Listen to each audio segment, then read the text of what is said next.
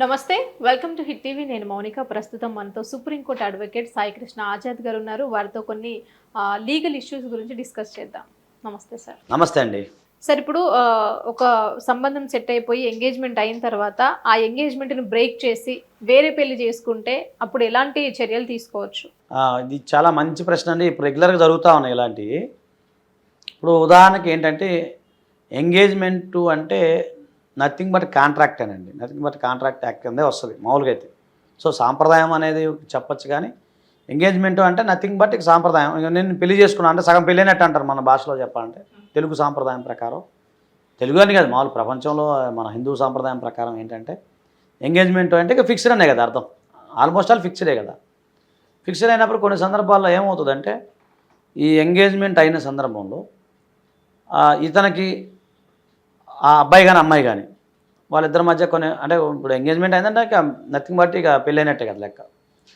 So ఆ సందర్భంలో కొన్ని మనస్పర్ధలు వచ్చినా, కొన్ని సందర్భాల్లో ఇచ్చిపుచ్చుకుంటాల మధ్య తేడాలు వచ్చినా, లేదు ఇతనికి సంబంధించిన ఇతను కానీ ఆమె కానీ అదే ఇక్కడ మనం ఇద్దరు మాట్లాడుకుందాం. ఆ సందర్భాల్లో వాళ్ళ క్యారెక్టర్ కనుక బయటపడినప్పుడు అంటే కొన్ని చూస్తాం ఇల్లీగల్ అఫైర్స్ ఉండటం, లేకపోతే వేరే ఉండటం, అవి చేసాం మేము కేసులు. చేసినప్పుడు లేదు వీళ్ళు ఇచ్చే డబ్బులు సరిపోక కొంతమంది ఏం చేయాలంటే సడన్గా అమ్మాయికి చెప్పకుండా ఈ ఉదాహరణ ఎంగేజ్మెంట్ జరిగింది అమ్మాయికి అబ్బాయికి జరిగినప్పుడు సడన్గా అమ్మాయికి సంబంధించిన వాళ్ళు ఇంత అని మాట్లాడుకుంటారు కదా. వాళ్ళు ఏదో పసుకుంకాలు అవి ఉంటాయి కదా, అవన్నీ ఇచ్చిపుచ్చుకున్నారు మధ్య. ఆ సందర్భంలో కొన్ని డబ్బులు సరిపోక వేరే వాళ్ళని ఎంగేజ్ చేసుకుంటాం, లేదు సడన్గా అబ్బాయి కనుక ప్లేట్ ఫిరాయించడం మనం చూస్తూ ఉంటాం. అలాంటి సందర్భాల్లో కనుక అయినట్లయితే అది చీటింగ్ అవుతుందండి.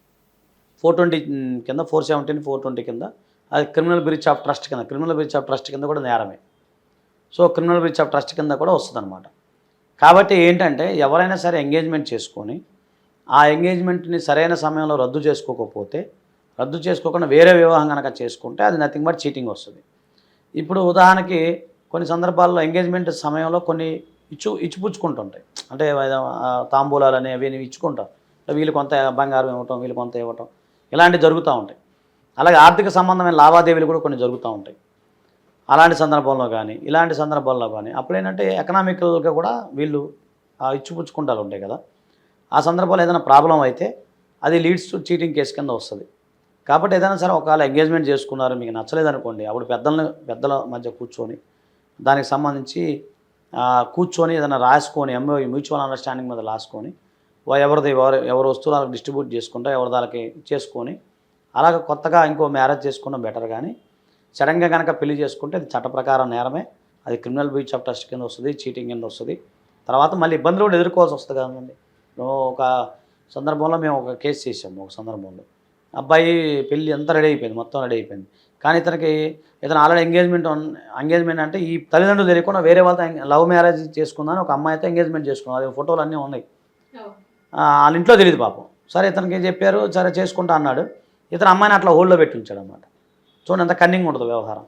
ఇప్పుడు వెంటనే అమ్మాయికి తెలిసింది, తర్వాత గొడవ చేసింది. అప్పుడు వీళ్ళు చీటింగ్ కేసు పెట్టారు, వాళ్ళు చీటింగ్ కేసు పెట్టారు. ఇక్కడ అమ్మాయి తరపు వాళ్ళు చీటింగ్ కేసు పెట్టారు, అక్కడ వాళ్ళు చీటింగ్, అంటే 2 రకాలుగా నేరం అవుతుంది. సో ఇలాంటివి జరుగుతాయి అనమాట. కాబట్టి అంటే ఇలాంటి విషయాలు కొంచెం జాగ్రత్తగా ఉండాలి. ఏదైనా ఉంటే మాత్రం కొంచెం జాగ్రత్త చేసుకోవాలి. ఎందుకంటే కుటుంబ వ్యవహారాలు కాబట్టి పరువు ప్రతిష్ట అనేది ఉంటుంది. కుటుంబం మళ్ళీ రోడ్డుని పాలవకుండా చూసుకునే వ్యవహారం ఉంటుందండి. Okay sir, thank you so much అండి. మేము అడిగిన ప్రశ్నలకి చాలా ఓపికగా సమాధానం చెప్పారు సార్. Thank you.